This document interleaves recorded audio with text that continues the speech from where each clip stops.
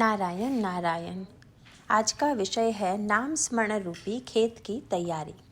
नाम स्मरण रूपी खेत में अच्छी फसल आने के लिए पहले सदाचरण की आवश्यकता है।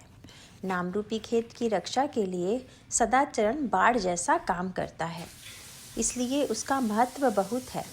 दूसरी आवश्यक बात है शुद्ध अंतःकरण की। यह काली उपजाऊ भुरभुरी ज़मीन है।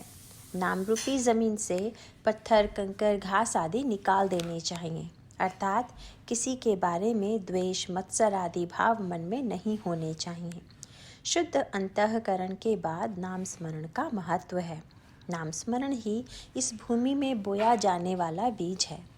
जैसे बीज घुना या सड़ा गला नहीं चाहिए, वैसे नाम स्मरण भी घुना या सड़ा गला यानी सकाम न हो। उत्तम बीज का मतलब है नाम के लिए नाम लेना। इसके पश्चात तीर्थ यात्रा, संतों के आशीर्वाद, उनकी कृपा दृष्टि की आवश्यकता है। ये सब नहर की पानी के समान हैं। इनसे फसल अच्छी आने में सहायता होती है। भगवत कृपा का यह सबसे श्रेष्ठ और महत्व की बात है। भगवत कृपा तो वर्षा के पानी के समान है। नहर के पानी की अपेक्षा वर्षा के पानी का महत्व कुछ और ही होता है, लेकिन वर्षा होना या न होना हमारे बस की बात नहीं होती। खेत की सिंचाई के लिए पानी किसी नहर, कुएं, तालाब या नदी से लिया जा सकता है, लेकिन वर्षा के पानी के लिए कोई कुछ भी नहीं कर सकता। इसलिए कोई भी खेत की निगरानी खूब करेगा तो भी वर्षा के अभाव में फसल न होने का संभव होता है। किंतु यहाँ यह याद रखना चाहिए कि नाम स्मरण रूपी खेत की एक विशेषता होती है। वह यह है कि इसमें चुंबक की तरह अपनी ओर आकर्षित करने की शक्ति होती है। इसके कारण यह खेत भगवत कृपा की वर्षा खींच लेता है। इसलिए वर्षा के अभाव में खेत में फसल न होने का भय कभी होता ही नहीं। मान लो कि दो किसान हैं। एक ठीक समय पर कर्तव्य के कारण खेत की तैयारी करने वाला है और दूसरा आलसी है, अर्थात बीज बोने के लिए खेत तैयार न करने वाला है।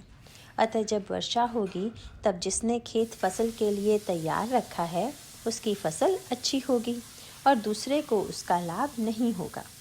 ठीक उसी तरह भगवत कृपा रूपी वर्षा होगी तो उसे उसका लाभ होगा, दूसरे को नहीं। अर्थात जो नियम गृहस्थी में काम आता है वही परमार्थ में चरितार्थ होता है। भगवत कृपा सब पर समान वर्षा करती है।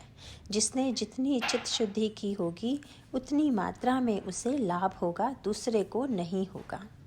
भगवान या संत इस प्रकार समदृष्टि रखते हैं। भगवान निष्पक्ष हैं, उसके पास कोई भेदभाव नहीं है। हम में पवित्रता, शुद्धता आते ही उसकी कृपा अपने आप होती है। हमारा काम है हम उसकी कृपा के योग्य बने। संतों के केवल कहने से काम नहीं बनता, हमें काम करना चाहिए। यह समझकर हमें प्रत्यक्ष काम स्वयं करना चाहिए।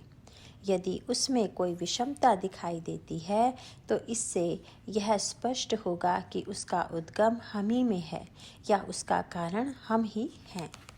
नारायण नारायण।